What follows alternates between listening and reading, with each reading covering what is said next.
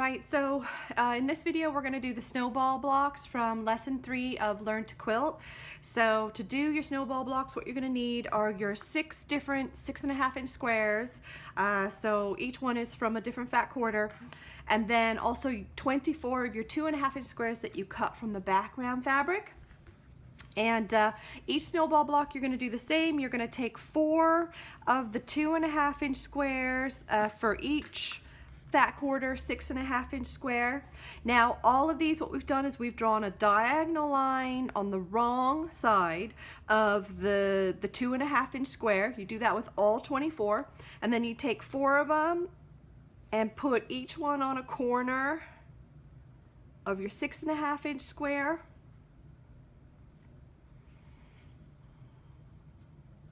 So that's right sides together, so the wrong side is up, so you can see those lines, and you can see, hopefully you can see here, the lines go so they're basically cutting off the corners, okay? We don't want our lines going right into the corner. We want each one to go so that it's cutting off the corner. And each one of these we're gonna sew right on that drawn line on each of the 4 corners. You're gonna do that with all 6 of these 6.5-inch squares. Okay, so I'm going to go and do that first and bring those all back ready to go. Alright, so I'm back with all of these. I've now sewn the 2.5-inch square onto the top of each of my 6.5-inch squares. So the next step with each one of these is to trim. And just any acrylic ruler that you have that has the 1/4-inch markings on it, put that first 1/4-inch line right on the stitch line and trim away the extra. We'll do the same here. So put that 1/4-inch on your sewn line, trim. So all we're doing is just giving you that 1/4-inch seam allowance. Okay, so we're going to do that with all of them. Then we're going to flip that out, and that's going to make our snowball block. Now if you're following the instructions, you'll see that the instructions tell you to press 3 of your snowball blocks. You want to press the seam towards the triangle that you've sewn on. The other 3, okay, so if we look at it from the back, we're pressing the seam allowance out the way. The other 3, what you're going to do is press the seam allowance in the way. Now if you're not terribly bothered about which which order everything is, it doesn't really matter. You can do 3 one way, 3 the other way. But if you want them to sort of match the instructions, it's fat quarters 1, 7, and 6 are the ones that you need to press out towards the triangle. 5, 3, and 8 are the ones that you're going to press the seam allowance in towards the center square. Okay, so I'm going to take those away and I'm going to press those.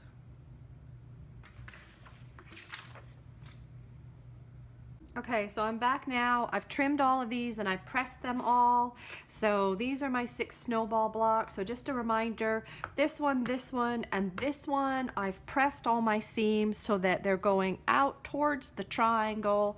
This one, and this one have been pressed so that they're going in to the center of the block. So we're going to assemble this essentially as a top row and then a bottom row. So when you put these right sides together, because you've pressed your seams in the opposite direction, this is going to allow you to lock and pin your seams. So just like we've been doing with our straight seams, this works even if your seam is on the diagonal, okay? So even though it's on a 45-degree angle, we can still lock those seams, and that's gonna help us to get a really nice, clean intersection of the 2 points. So you wanna press or pin both of those. And then as we've been doing, also pin right at the ends. So one near the beginning and another one near the end. Okay, so that's all pinned, ready to sew. Once we've sewn that with the 1/4-inch seam allowance, what you'll do is you'll do the same thing here, right sides together, lock and pin those seams, and then we're gonna press all of those seams to the right as per your instructions. Then you're gonna do the same thing with the bottom row, but with these, what you'll do is you'll press the seams to the left. Okay, I'm gonna go and do that now. Okay, I'm back with these stitched together. So I've got my top row is sewn together and my bottom row is sewn together. Remember, these two seams here, we press those to the right. These seams here, we press to the left, so that when we bring these together, we're going to be able to lock and pin those seams. So they're going to go right sides together. And as well as these seams here to lock and pin, of course, you've got all the seams for your snowball blocks. So let's just start with the straight seams, and remember, just slide those two seams together till you feel them hit each other and pin. Do the same thing with those two, just slide them until they meet, lock it and pin it. Okay, so that's those. And then what we can do is we can carry on now with the seams where our snowball blocks meet. So again, slide them till they meet.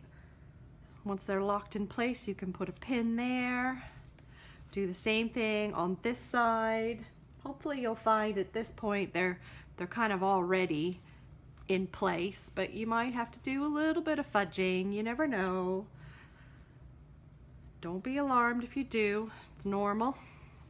Okay, I can feel those two are meeting each other. I'm going to put a pin there. I'm going to put a pin this one. And then this last one, I'm going to slide them till they meet. Pin, and put another pin just at the end, one at the beginning, and then I'm going to go and I'm going to sew this.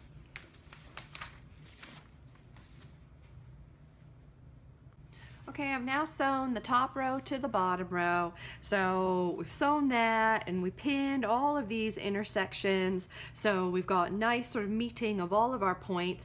And that final seam, when you join the top row to the bottom row, you're just pressing that up the way as per your instructions. Okay, that's your snowball blocks.